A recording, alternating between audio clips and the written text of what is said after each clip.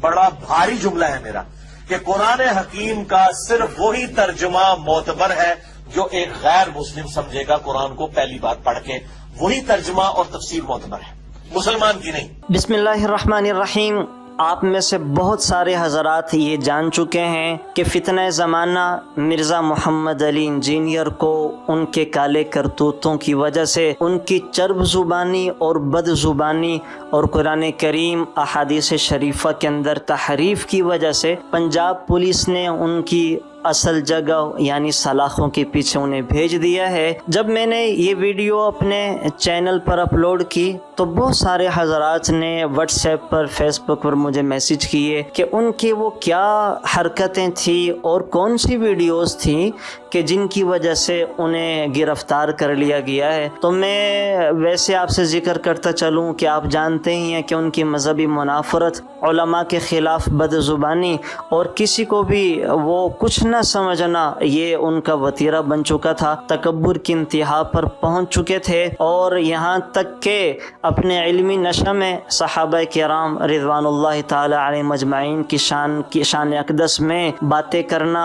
اور بطور خاص حضرت امیر معاویہ رضی اللہ تعالیٰ عنہ کی شان اقدس کے خلاف نازیبہ کلمات کا استعمال کرنا، یہ مرزا صاحب کی وہ سیاہ کرتوت تھے جس کی وجہ سے وہ سلاخوں کے پیچھے جا چکے ہیں۔ اور اب اس ویڈیو میں آپ کے سامنے وہ ثبوت پیش کرنے جا رہا ہوں کہ جن ویڈیوز کے اندر وہ یہ شر انگیزی، مذہبی منافرت، فتنہ انگیزی پھیلایا کرتے تھے، تو آپ ان ویڈیوز کو غور سے سنیں، دیکھیں اور خود بھی اس فتنے سے بچنے کی کوشش کریں اور آئندہ آنے والی نسلوں کو اس فتنے سے بچانے کے لیے آپ کوشش بھی کریں اور اس ویڈیو کو آگے زیادہ سے زیادہ پھیلائیں تاکہ یہ ویڈیو ہمارے لیے صدقہ جاریہ ہو اور ہم خود بھی اس فتنے سے بچ سکیں اور آئندہ نسلوں کو بھی بچا سکیں۔ میری اللہ تعالیٰ سے دعا ہے کہ اللہ تعالیٰ میری، آپ کی اور قیامت تک آنے والے انسانوں کی دجال اور دجال کے فتنوں سے حفاظت فرمائے۔ دنیا کے پیر قتل نہیں ہو جاتے اور ایک پیر باقی نہیں رہ جاتا تو اس پیر ہم اس بیت کو مانتے ہی نہیں ہیں۔ قتل کریں، پہلے پاکستانی 7100 قتل ہو جان گے جے، سارے مارو، پاکستانی صفائی کرو۔ یعنی قادری تو ایک نکالے نا، الیاس قادری اور طلال قادری، ان دونوں میں سے ایک کو تو شہید ہونا چاہیے۔ میں قتل نہیں کہتا کیونکہ الیاس قادری صاحب اپنے لیے بھی کہتے ہیں اگر مجھے کوئی شہید کر دے تو میں نے معاف کیا۔ قتل کا لفظ نہیں بولتے، شہید کا لفظ بولتے ہیں۔ تو ان دونوں میں ویسے تھوڑی آپ زیادتی کریں گے، یہ ایسی بات نہ کریں۔ کیا یہ تھوڑی زیادتی والی بات؟ کیا زیادتی والی بات ہے؟ مطلب یہ تو ایسی خام خواہ یعنی وہ ہے نا کہ نہیں، اور جب آپ دلیل قرآن و سنت سے لے رہے ہیں تو میں منوان پوری حدیثیں وہ اس پہ لگاؤں گا نا۔ ٹھیک ہے، بس آپ نے ٹھیک ہے نا، میں نہیں موقع میں اپنے روح راضی کروں گا۔ اگلا سوال ہے، ہمارے امام مسجد صاحب کہتے ہیں کہ موبائل فون پر قرآن پڑھنے سے ثواب نہیں ملے گا کیونکہ یہ قرآن نہیں ہے، موبائل ہے۔ ان کو کیسے سمجھائیں؟ میرے بھائی ان کو انجینئرنگ کر کے سمجھائیں۔ آپ یہ دیکھ لیں ہمارے امام مسجدوں کا لیول، وہ کہہ رہے ہیں آپ جو موبائل میں قرآن پڑھ رہے ہیں نا، وہ قرآن تو آپ نے ہاتھ میں نہیں پکڑا ہوا، وہ موبائل پکڑا ہوا ہے۔ آپ دیکھیں کہ یہ لوگ تعلیمی اعتبار سے کتنا پیچھے رہ گئے ہمارے علماء، ٹھیک ہے نا جی۔ اسی موبائل کے اوپر کوئی قرات سنے تو وہ کہ نہیں میں نہیں سنوں گا، چونکہ یہ موبائل میں سے قرات آ رہی ہے امام کی، میں نے نہیں سننی کیونکہ امام تو خود ہے ہی نہیں ہے۔ اے پکی دے انہوں نے نال، ٹھیک ہے نا جی، ٹھیک ہے جی۔ اور دوسری طرف سپیکر جس کو انہوں نے شروع میں حرام کہا، اب وہ حلال ہو گیا، یہ بھی انشاءاللہ حلال ہو جائے گا۔ یہ تو خیر مطلب کوئی بہت ہی جاہل امام ہے جس نے یہ بات کی ہے کہ موبائل فون پہ قرآن پڑھنے کا ان کو بتائیں، آپ علمی جواب دیں کہ صحابہ کے زمانے میں جو مصحف ہے نا، یہ مصحف قرآن ریٹن فارم میں، یہ کسی صحابی کے پاس نہیں تھا۔ یہ چند ایک نسخے تھے جو آپ علیہ السلام نے لکھوائے تھے، سینکڑوں میں بھی نہیں تھے، درجنوں میں بھی نہیں تھے، 1 درجن سے کم نسخے تھے۔ تو صحابہ کرام قرآن پڑھا کرتے تھے زبانی۔ تو زبانی قرآن پڑھنے والوں کو اگر ثواب مل رہا ہے تو موبائل پہ پڑھنے والے کو کیوں نہیں ملے گا؟ تو 2 کام کر رہا ہے کہ زبانی بھی پڑھ رہا ہے اور حروف بھی دیکھ رہا ہے۔ باقی جو آپ نے تیسرا ثواب نکالنا ہے کہ جی وہ قرآن چونکہ جب تک مصحف ہاتھ میں پکڑا ہوگا، یہ پکڑنے کا ثواب الگ سے ہے، یہ تیسرا ثواب ہے۔ اس کو پکڑ کے رکھیں، یہ ایک ثواب ہے، اس کے الفاظ کو دیکھیں، یہ دوسرا ثواب ہے، اور پڑھنا تیسرا ہے۔ تو 2 ثواب تو مل رہے ہیں ان کو جو موبائل پہ پڑھ رہے ہیں۔ صحابہ کو تو 1 ثواب ملتا تھا، وہ زبانی پڑھتے تھے۔ موبائل پہ پڑھنے والے کو 2 ثواب مل رہے ہیں، وہ دیکھ رہے الفاظ اور پڑھ بھی رہے۔ پکڑنے والا آپ کی نظر میں نہیں ہے نا، چلے ہم وہ مان لیتے ہیں آپ کو خوش کرنے کے لیے، لیکن پھر بھی صحابہ سے زیادہ ثواب مل رہا ہے عام بندے کو، کیونکہ الفاظ دیکھ بھی رہے اور پڑھ بھی رہے. اے پھکی جے انجینئرنگ کران گے تواڈے نال، اللہ دے فضل نال ایسی انجینئرنگ ہوئے گی کہ بھول جاؤ گے سب کچھ.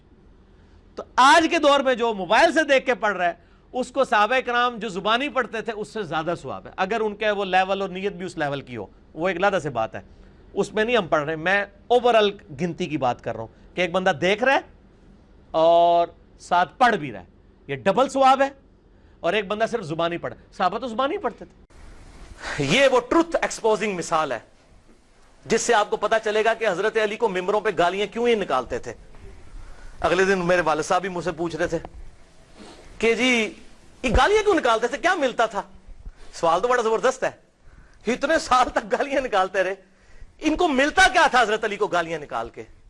برین واشنگ، لوگوں کے دلوں سے وہ خلافت راشدہ کو بچانے کی آخری کوشش نکل جائے تاکہ ملوکیت محفوظ رہے. یہ تھی وجہ.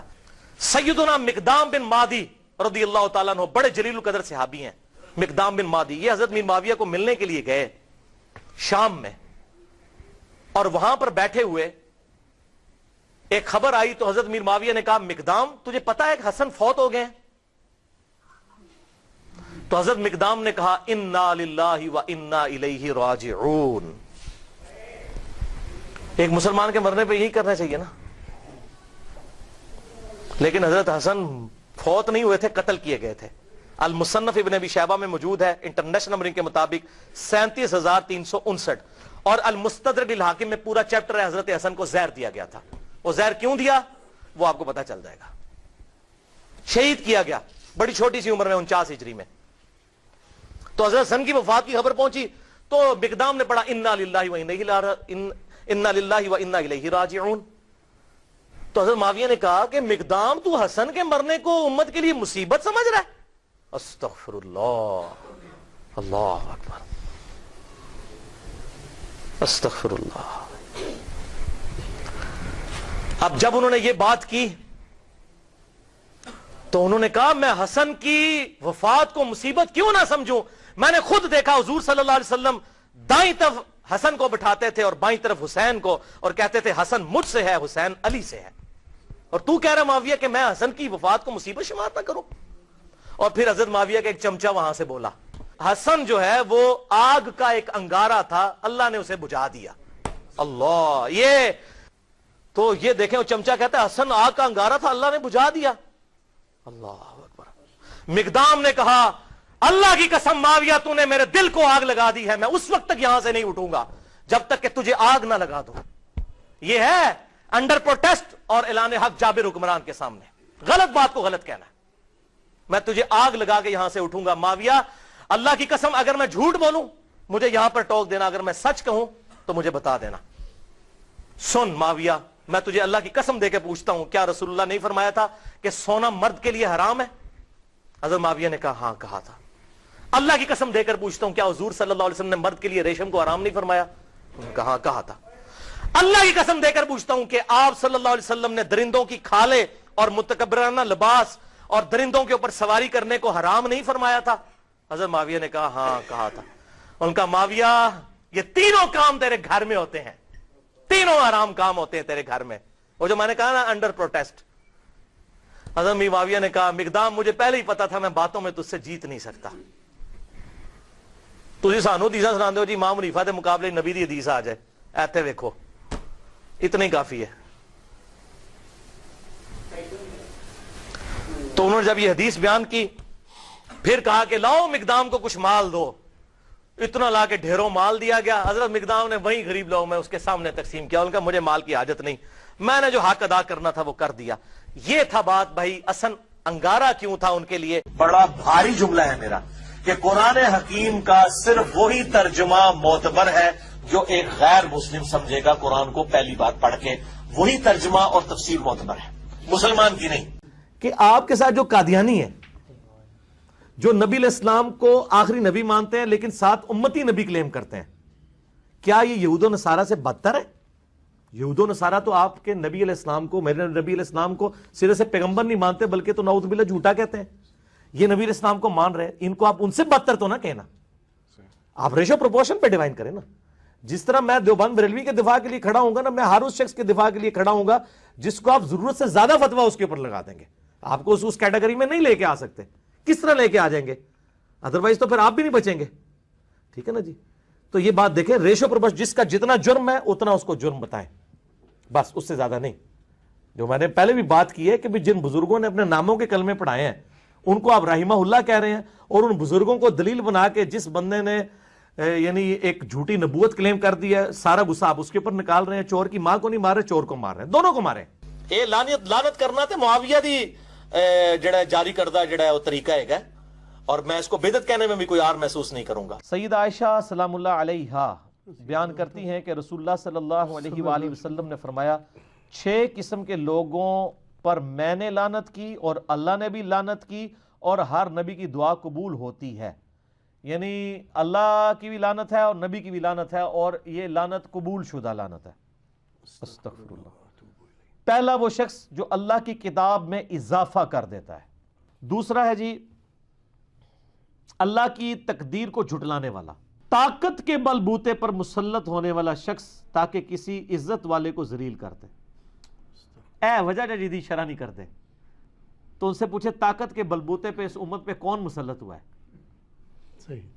इस वजह से सर वो गुस्ताखी का फतवा लगाते हैं। ताकत से इस उम्मत पे वही मुसल्लत हुआ है जिसके बारे में हम चैप्टर क्लोज कर चुके हैं 5b लिख के। सही बुखारी में हदीस मौजूद है 4827। वैसे तो फिलबदी मैं 1 घंटा इसमें बोलता जाऊंगा। 4827 के हज़रत मुआविया रज़ियल्लाहु ताला अन्हु ने अपनी वफ़ात से 4 साल पहले तलवार के ज़ोर पर अपने बेटे के लिए बैत ली। उन्होंने तलवार के ज़ोर पर मरवान बिन हकम से खुतबा दिलवाया कि अल्लाह ताला ने अमीरुल मोमिनीन को, मुआविया बिन अबी सुफियान को एक जो है वो बात सुझाई है उम्मत के वसी तर मुफाद में। वही साहब है मेरे अजीज हम वतनों जी, वही है काम, वही है। देखो किड्डी बड़ी कहानी कराई, कहानियां उदू भी लोग कराते सन। तो बाल 5b पढ़ लें तो आपको पता चल जाएगा ये कौन कौन लोग इसमें मुलव्वस है।